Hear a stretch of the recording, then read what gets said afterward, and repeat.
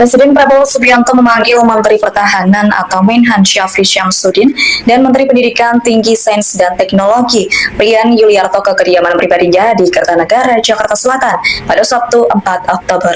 Pertemuan itu berlangsung seusai Prabowo bertemu dengan Presiden ke-7 RI Jokowi di tempat yang sama pada Sabtu siang ini. Iya, kalau mau melihat apakah ini berdampak baik, tentu kita harus melihat yang berdampak baik lebih kepada Pak Jokowi.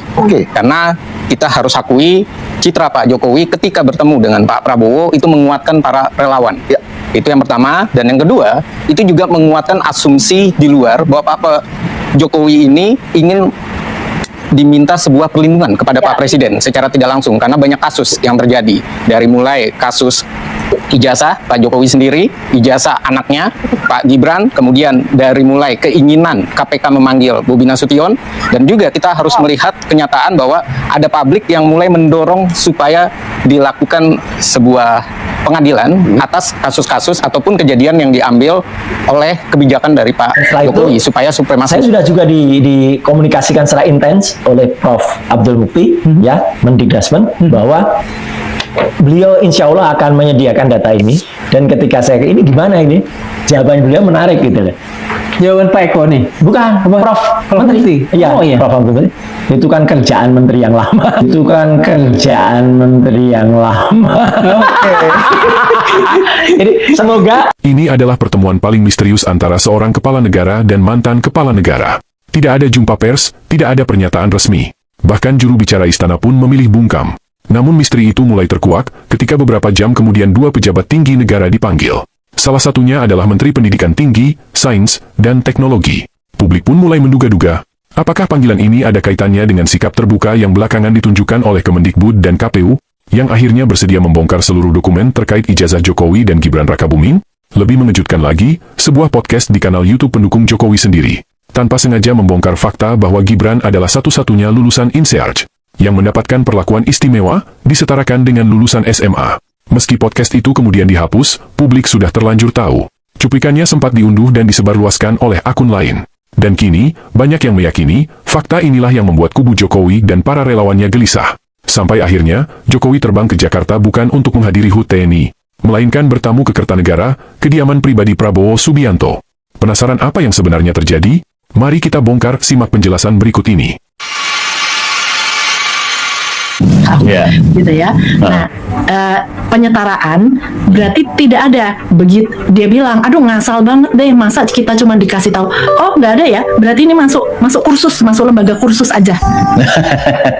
Padahal seharusnya nggak, karena nggak punya seharusnya. Memang ini kekacauan administrasi kita di Indonesia. Jadi in a way sebetulnya saya berterima kasih sama Pak Roy Suryo teman-teman karena berarti membongkar ketidaksiapan bangsa kita dalam hal administrasi. Jadi ini kegemesan kami yang di dunia pendidikan internasional memperjuangkan penyetaraan. Ina Liem bercerita, seorang temannya yang lulusan INSEARCH di sebuah perguruan tinggi di luar negeri ditolak oleh Kementerian Pendidikan ketika hendak mengurus surat penyetaraan ijazah. Menurut Ina Liem, Kementerian Pendidikan kala itu menganggap bahwa program INSEARCH hanyalah setingkat kursus, hingga tidak layak disetarakan SMA di Indonesia. Walau kemudian Ina Liem menganggap bahwa ini adalah kekacauan administrasi bangsa Indonesia, tapi ada satu hal yang secara tidak sengaja justru membongkar sebuah fakta, dan kemungkinan karena alasan itu, cuplikan ini dihapus oleh si pembuat podcast. Ya, Ina Liem secara tidak sengaja mengakui bahwa Kementerian Pendidikan sebelumnya tidak mengakui program pendidikan INSEARCH sebagai sebuah lembaga formal yang layak disetarakan pendidikan formal di Indonesia seperti SMA atau SMK. INSEARCH sejatinya hanyalah lembaga kursus. Dan Ina Liem memastikan bahwa salah satu temannya, bahkan Ina Liem sendiri, juga pernah mengalami penolakan itu. Artinya apa? Dengan dikeluarkannya surat keterangan dari Kementerian Pendidikan yang menganggap bahwa ketika Gibran sekolah di program INSEARCH di Australia lalu disetarakan dengan SMK, itu adalah satu-satunya kasus yang terjadi di negara kita. Hanya Gibran yang mendapatkan hak istimewa kursus 1 tahun di INSEARCH, dan lalu dianggap setara satu kelas di sekolah formal di Indonesia. Dan cerita Ina Liem ini sejalan dengan hasil penelusuran Roy Suryo di Kementerian Pendidikan. Mukti ya mendidasmen bahwa yang 2004-2007 ternyata dia hanya menurut Kemendidasmen itu 1,5 tahun. Tapi menurut Pak Iksan Kalonde itu hanya 6 bulan. Dan kalau memang 1,5 tahun, saya tanya Pak, saya ini ketemu Pak Eko Sulistyo dan ada Mas Angga ya, ada Pak Angga itu dari PPID-nya. Saya tanya ijazahnya ada nggak? Nggak ada. Jadi hanya berdasarkan surat keterangan raport dari kelas 10 dan kelas 11. Kok aneh? Saya bilang gitu. Makanya saya pun sempat mendiskusikan. Akhirnya nasib ini gimana? Gini, nasibnya minggu depan. Oke. Ketika ini sepulang kami roadshow nanti, mohon maaf kenapa harus minggu depan? Karena selepas dari kita ngobrol ini, saya besok harus roadshow ke Malang, ke Surabaya untuk roadshow buku Jokowi Sword Paper. Ya, dan setelah itu saya sudah juga dikomunikasikan secara intens oleh Prof. Abdul Mukti, ya, Mendikdasmen, bahwa beliau insya Allah akan menyediakan data ini. Dan ketika saya ini gimana ini, jawaban beliau menarik gitu. Jawaban Pak Eko nih? Bukan, Prof. Menteri. Iya, Prof. Abdul Mukti. Itu kan kerjaan menteri yang lama. Jadi semoga Prof konsisten. Ya. Berarti kan beliau ada niat baik untuk ngomong. Oke, teman-teman, balik lagi dengan saya di channel ini, yang dimana kita akan membahas beberapa tanggapan atau komentar para netizen dari video-video kita sebelumnya, teman-teman. Nah, di sini ada yang menyatakan kasus ini sudah berlarut-larut, membuatkan kecurigaan masyarakat. Ya, Pak Prabowo tidak usah jauh-jauh kejar koruptor ke Antartika, yang dekat-dekat aja semoga RRT sehat selalu. Nah, betul, aset negara harus dikembalikan kepada negara yang ada di Jokowi. Ya, kita juga berterima kasih kepada RRT para termul banyak kebohongan, kejahatan pasti akan terbongkar. Ya, hebatnya Roy Suryo dan kawan bisa buat Jokowi dan keluarga pusing karena masalah ijazah, teman-teman. Ya, NKRI rusak di segala ini karena seseorang tidak berpendidikan dengan ijazah palsunya. Indonesia cemas di 2030. Nah, harapan kami semoga benar Prabowo berani melawan Jokowi dan termulnya demi kedaulatan NKRI tersendiri. Ya, Prabowo tegakkan keadilan sebelum pengadilan rakyat bertindak.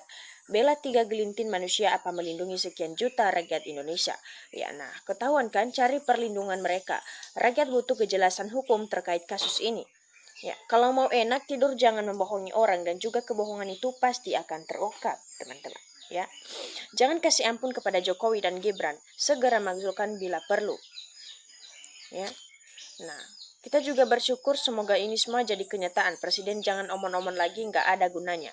Nah, Presiden dan rakyat bisa tenang kalau Jokowi LBP, ungsingkan keluar negeri, sita hasil kekayanya untuk negara. Nah, setuju, adili Jokowi secepatnya dan turunkan Gibran tidak layak memimpin negeri ini. Rakyat kecil muak melihat Jokowi, rakyat dimiskinkan dengan bansos agar rakyat kecil mudah diatur. Ya. Saya yakin kalau Pak Prabowo berani mengadili Jokowi dan melangsirkan Gibran, pasti Prabowo bisa leluasa untuk menindak para koruptor sendiri. Ya, ayo Bang Suryo CS, teruskan berjuang untuk kebenaran, mayoritas rakyat selalu mendukungmu. Ya, kapan orang koyo gitu segera diadili dan anaknya dilengsarkan, rakyat sudah benar-benar muak. Nah, bapaknya dengan modal ijazah bodong aja bisa sukses, anaknya pun pakai modus serupa lewat jalur bodong. Dan karena orang Indonesia gampang dibodoh-bodohi, akhirnya alhamdulillah juga sukses kalau kayak bapaknya. Ya. Menhan Syafri Samsudin harus mendampingi Prabowo. Prabowo kecerdasan sudah hilang. Ini dimanfaatkan kelompok pertama geng Solo. Ya, Prabowo harus siaga, jangan terus mengalah dengan kehendak Jokowi. Ingat, Jokowi menanti usiamu dan ketuaanmu agar segera pikun benaran. Bila pikun mau Jokowi Gibran, otomatis jadi presiden yang ditopang Jokowi dan para ternaknya. Ya, intinya Prabowo harus segera proses hukum Jokowi. Yang betul tentu hukum berjalan karena Jokowi punya duit yang banyak dan tahu kelemahan hakim. Nah, kalau tidak segera rakyat yang ambil alih kekuasaan yang bisa menimbulkan revolusi, bukan sekedar reformasi, bila juga Prabowo terseret dengan omon-omonnya tersendiri.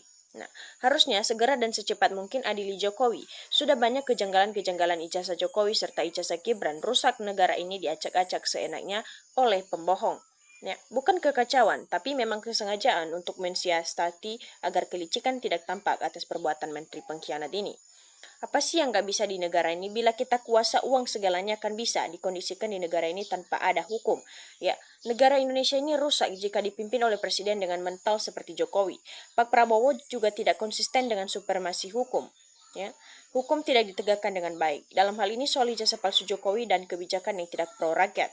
Nah, terimalah untuk Pak Roy, Pak Krismon, dan Ibu Tifa bantai terus kezaliman dan kebohongan Jokowi Dodo, tegakkan kebenaran serta keadilan. Prabowo mohon jangan melindungi Jokowi dan perbuatan tercela, menghancurkan negara dan itu sangat menjijikan.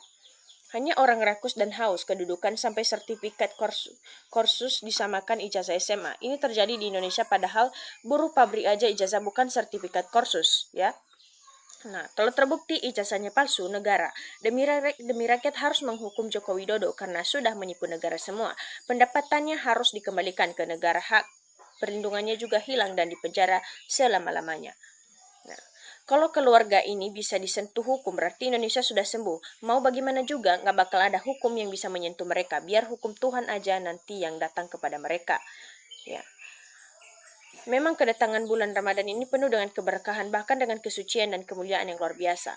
Nah, berjuang sungguh-sungguh dikabulkan itu, kabarkanlah bulan Ramadan pernuagan Mas Roy Suryo, serta Dr. Resmond dan juga Dr. Teva.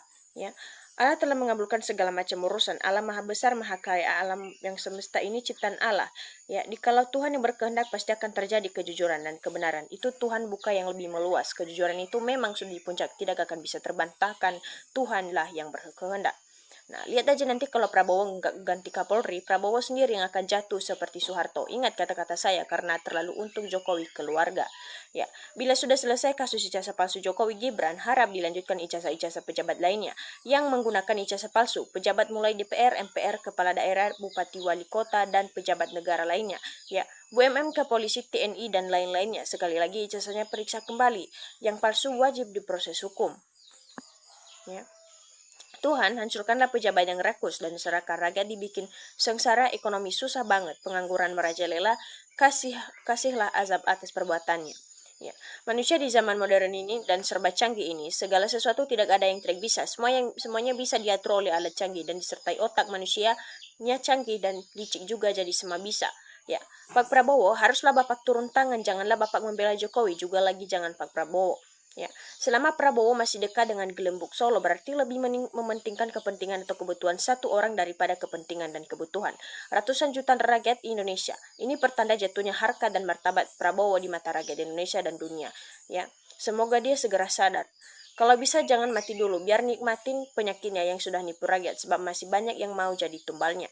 Jokowi dan Gibran harus diproses hukum karena telah menggunakan dokumen palsu untuk menjadi presiden wakil presiden. Ya. Memalukan, Presiden Prabowo Subianto ketemu Jokowi nunduk-nunduk kayak pelanduk. Ya, memalukan dengan kepada tukang korupsi. Nunduk-nunduk, artinya orang goreng ketemu bagong. Memalukan, kalau Pak Prabowo ingin cari para korupsi, sudah ada di matanya Jokowi, koruptor besar kelas kakak. Ya. Nah, Prabowo mendengki Jokowi, makanya sampai sekarang kasus Jokowi dan Gibran juga kasus yang terkait keluarga Jokowi dan Prabowo tidak akan berani mencopot Kapolri dan Luhut. Kedua orang ini orang kuatnya Jokowi. Ya, jadi sampai kapanpun kalau presidennya masih Prabowo, korupsi yang sangat besar yang terlibat keluarga Jokowi tidak akan bisa diselidiki. Nah, negara orang-orang di luar sana, mereka sudah siap untuk menyambut perang nuklir. Di negara ini memerangi ijazah saja, sangat memalukan. Nah, jika Jokowi, Luhut, Bobi Nasution bisa tegas diusut, termasuk ijazah Gibran akan banyak yang kena atau terjerat nanti. Jika presiden juga berani, sebab dia juga presiden hasil dari kecurangan. Nah, belum terlihat jelas hasil Prabowo yang katanya makmurkan Indonesia. Malah jadi peliharaan Amerika. Parah, satu periode saja sudah bagus. Ya, dilihat dan dicermati cara bicaranya Gibran aja, bisa dilihat latar belakang pendidikan yang pernah ditempuhnya. Bicara sana-sini banyak keliru dan tak tahu topik permasalahan yang urgent menandakan dirinya tidak tamat SMA. Nah, Indonesia dipimpin pejabat tak berijazah dan orang bodoh. Diloloskan pantesan negeri kui langsung hancur. Rakyat bikin menderita ekonomi susah banget, pengangguran merajalelanya nyata. Ya, benaran ini. Siapa yang salah harus diadili. Rakyat menunggu berita ini. Yang hak adalah hak, yang batil adalah batil. Ya. Pahlawan tak kenal lelah demi bangsa ini. Wajib kita support. RRT kita doakan tetap sehat dan semangat hingga kemenangan berpihak ke rakyat. Ya, oke teman-teman, demikian saja video kita kali ini. Semoga kita bisa berjumpa lagi dengan video-video kita berikutnya. Jangan lupa ditonton dan jangan lupa ditinggalkan subscribe-nya. Terima kasih.